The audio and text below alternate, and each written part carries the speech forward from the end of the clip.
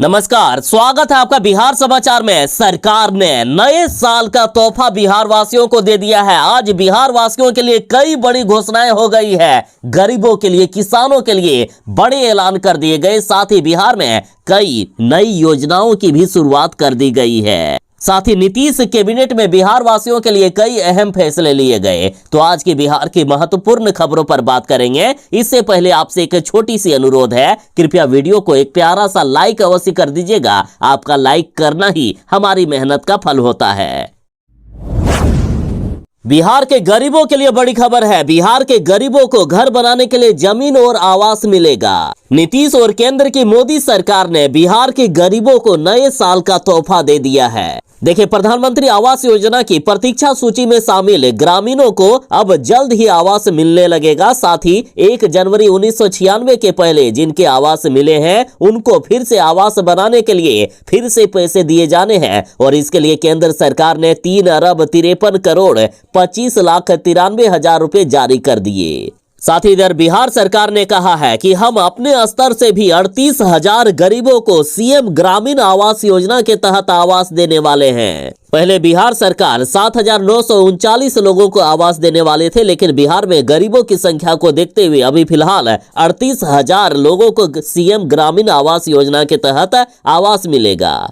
साथ ही बिहार सरकार ने कहा है कि दूसरे चरण में अब तक जो सर्वे हुआ है उसके अनुसार 96,000 भूमिहीन परिवार की पहचान हो गई है। इन सभी 96,000 भूमिहीन परिवारों को मार्च 2024 के बाद जमीन देने का कार्य की शुरुआत कर दी जाएगी। साथ ही सर्वे का कार्य अभी भी जारी है। सर्वे का कार्य फरवरी 2024 तक किया जाएगा। जितने भी गरीब परिवार मिलेंगे जिनके पास जमीन नहीं है उन सभी को 31 मार्च 2024 के बाद जमीन मिलना शुरू हो जाएगा।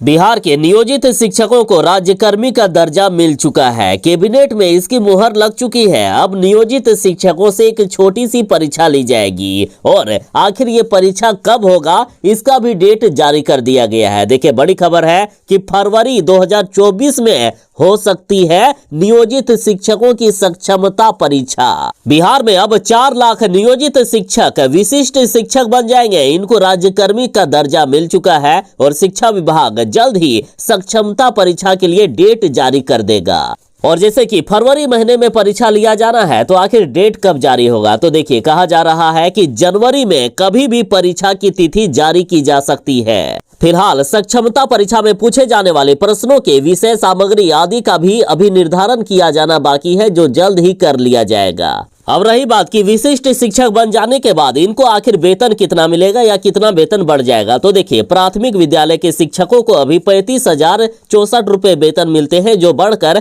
40,630 रुपए हो जाएंगे। तो वहीं मध्य विद्यालय के नियोजित शिक्षकों को अभी 36,849 रुपए मिलते हैं, जो विशिष्ट शिक्षक बनने के बाद 45,130 रुपए हो जाएंगे। तो वहीं माध्यमिक में अभी 36,849 रुपए मिलते हैं, जो बढ़कर 49,630 रुपया हो जाएगा। उच्च माध्यमिक में अभी 38,650 रुपए मिलते हैं, जो बढ़कर 51,130 रुपया तक हो जाएगा।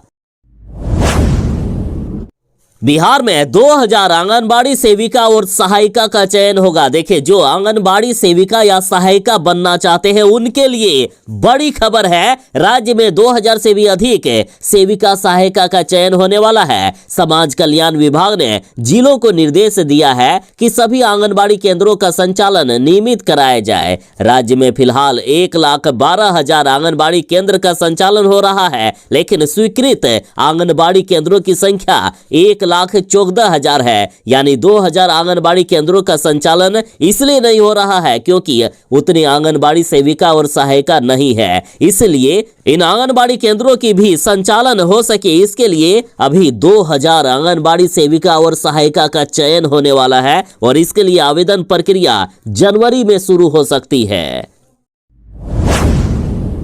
नए साल में यदि कहीं घूमने जाने का प्लान बनाने वाले हो तो जरा सावधान हो जाइए। मौसम विभाग ने कहा है कि बिहार में नए साल में बारिश होने की संभावना है। बारिश के बाद बिहार का मौसम भी बदलेगा। नए साल में लोगों को कड़ाके की ठंड महसूस होगी। मौसम विभाग ने अभी से ही चेतावनी जारी कर दी है कि नए साल में बिहार में फिर से हाड़ कपा देने वाली ठंड की शुरुआत होने वाली है। देखिए, मौसम विभाग के अनुसार 29 दिसंबर से पश्चिमी विक्षोभ के उत्तर पश्चिम भारत को प्रभावित करने की संभावना है। इसके साथ ही निचले वायुमंडल में पूर्वी हवाओं के संपर्क के प्रभाव के कारण 2 से 4 जनवरी के बीच बिहार में 3 दिनों तक बारिश की संभावना जताई गई है। मौसम विभाग ने कहा है कि 29 दिसंबर से ही बिहार में मौसम में बदलाव नजर आएगा। 29 दिसंबर को पटना, नालंदा, गया, शेखपुरा, नवादा, बेगूसराय, लखीसराय, जहानाबाद, बक्सर, भोजपुर, रोहतास, भभुआ, औरंगाबाद, अरवल में हल्की या मध्यम बारिश होने वाली है। साथ ही 30 दिसंबर को पश्चिमी चंपारण, पूर्वी चंपारण, सिवान, गोपालगंज, सीतामढ़ी, मधुबनी, मुजफ्फरपुर, दरभंगा, वैशाली, शिवहर, समस्तीपुर और वैशाली जिले में हल्की बारिश हो सकती है।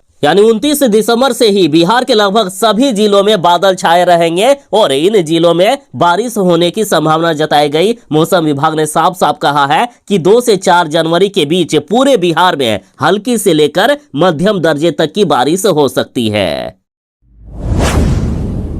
बिहार वासियों के लिए बड़ी खबर है। मधुमक्खी पालन के लिए मिलेगा 90% तक का अनुदान और इसके लिए आवेदन प्रक्रिया शुरू हो गई है। यदि कोई मधुमक्खी पालन करके लाखों रुपए कमाना चाहते हैं तो सरकार आपकी मदद करेगी। सिर्फ 10% पैसे आपको लगाने हैं, बाकी 90% पूंजी सरकार के द्वारा दिया जाएगा। देखिए, मधुमक्खी उत्पादन के लिए जो सामान्य जाति से आते हैं उनको 75% का अनुदान मिलेगा और जो अनुसूचित जाति एवं अनुसूचित जनजाति से आते हैं उनको 90% का अनुदान दिया जाएगा। इसके लिए ऑनलाइन आवेदन की प्रक्रिया जारी है। आप अभी भी ऑनलाइन आवेदन कर सकते हैं। ऑनलाइन आवेदन करने के लिए आपको आधिकारिक वेबसाइट horticulture.bihar.gov.in पर जाना होगा। इस वेबसाइट पर आकर यहाँ बागवानी मिशन योजना पर आपको क्लिक करना होगा, फिर डीबीटी नंबर डालना होगा। यहाँ मधुमक्खी पालन योजना पर जो फॉर्म आएगा उसे भरकर सबमिट कर दें, आपका एप्लीकेशन सबमिट हो जाएगा।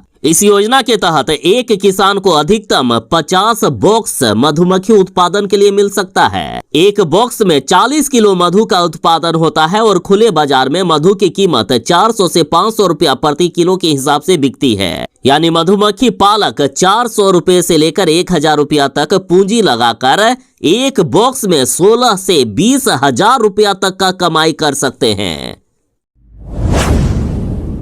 बिहार के शिक्षकों के लिए गुड न्यूज है। बकाया वेतन के भुगतान को लेकर के पाठक ने अब बड़ा फैसला ले लिया है। देखिए, सारण जिले में 6000 से भी अधिक शिक्षक उदास हैं, परेशान हैं और सवाल ये कर रहे हैं कि जब सबको वेतन मिल रहा है तो हमें आखिर 3 महीनों से वेतन क्यों नहीं मिला है। तो इधर के पाठक ने कहा है कि जितने भी शिक्षकों का बकाया वेतन है उन सभी को नए साल से पहले यानी 31 दिसंबर से पहले ही वेतन भेज दिया जाएगा। साथ ही के पाठक ने कहा कि वेतन नहीं मिलने से मायूस ना हो शिक्षक। अब नए नियम के अनुसार सभी शिक्षकों को हर महीने वेतन मिलेगा। के पाठक ने शिक्षकों से कहा है कि आप अपना काम ठीक से कीजिए, आप बच्चों को ठीक से पढ़ाइए, बाकी हम अपना काम देख लेंगे। अब हर महीने हर जिले के हर शिक्षकों को वेतन दे दिया जाएगा। कुछ दिन पहले ही नीतीश कैबिनेट में फैसला लिया गया कि बिहार के सभी गांव अब डेयरी नेटवर्क से जुड़ेंगे और अब इस पर काम भी शुरू कर दिया गया है। देखिए, बिहार के पशुपालक और किसान जरा ध्यान दें। यदि आपके यहाँ दूध का उत्पादन होता है, यदि आपके यहाँ 2-4 गाय हैं और दूध बेचने में समस्या होती है, घर घर जाकर दूध बेचना पड़ता है, फिर भी कुछ लोग समय पर पैसे नहीं देते हैं या उचित मूल्य नहीं मिल पाता है, तो टेंशन लेने की जरूरत नहीं है। अब डेयरी वाले आपके घर आएंगे, आपके घर से उचित मूल्य पर दूध खरीद कर लेकर जाएंगे। बिहार के सभी गांव डेयरी नेटवर्क से जुड़ रहे हैं। पशुपालक दूध को जितना कीमत पर बेचते हैं उससे ज्यादा कीमत पर अब उनसे खरीदा जाएगा। साथ ही मुख्यमंत्री जी ने ऐलान किया है कि पशुओं का निःशुल्क इलाज होगा और इसके लिए हर 8 से 10 पंचायतों पर पशु अस्पताल बनाने की योजना भी बन चुकी है और पशु अस्पतालों में रिक्त पदों पर चिकित्सा कर्मियों की भी शीघ्र बहाली कर दी जाएगी। मतलब पशु डॉक्टरों की भी बिहार में बड़े स्तर पर बहाली होने वाली है।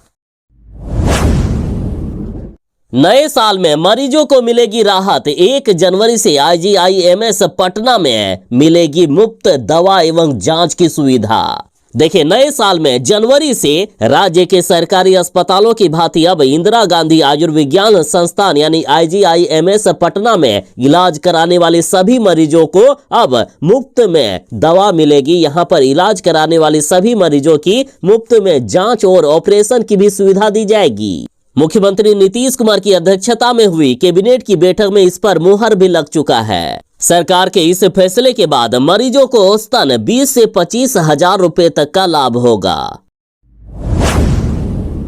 बिहार सरकार ने फैसला किया है कि एक परिसर के सभी भूमिहीन विद्यालयों को मिलेगा भवन। देखिए, एक परिसर में चलने वाले भूमिहीन स्कूलों को अब उनके पोषक क्षेत्र में ही भवन दिया जाएगा। अब तक ये स्कूल अन्य स्कूलों से टैग कर चलाए जा रहे थे, लेकिन अब उन्हें संबंधित स्कूल से हटाकर अपना भवन दिया जाएगा और इसको लेकर प्राथमिक शिक्षा निदेशक ने सभी जिला शिक्षा पदाधिकारी को पत्र लिखकर जानकारी दे दी है। देखिए, ग्रामीण क्षेत्र में कई ऐसे परिसर हैं जहां एक ही परिसर में 5-5 स्कूल चल रहे हैं, जबकि सरकार के नियम के अनुसार हर 1 किलोमीटर में एक प्राथमिक और मध्य विद्यालय होना अनिवार्य है। तो जहां स्कूल होना चाहिए वहां फिलहाल स्कूल है नहीं, और यदि है भी तो एक ही जगह पर कई स्कूल हैं, जिससे ग्रामीण बच्चों को या तो बहुत दूर जाना पड़ता है या एक ही जगह पर 2-3 स्कूल होने की वजह से उनकी ठीक से पढ़ाई भी नहीं हो पाती है। इसलिए सरकार ने फैसला किया कि एक परिसर के सभी भूमिहीन विद्यालयों को अब उनका अलग अलग भवन मिलेगा। वाह रे, बिहार में शराबबंदी। बिहार में शराब की दुकानें बंद है, शराब का बार बंद है, लेकिन देख लीजिए, शराबबंदी वाले बिहार में शिक्षकों ने स्कूल को ही बना दिया बार।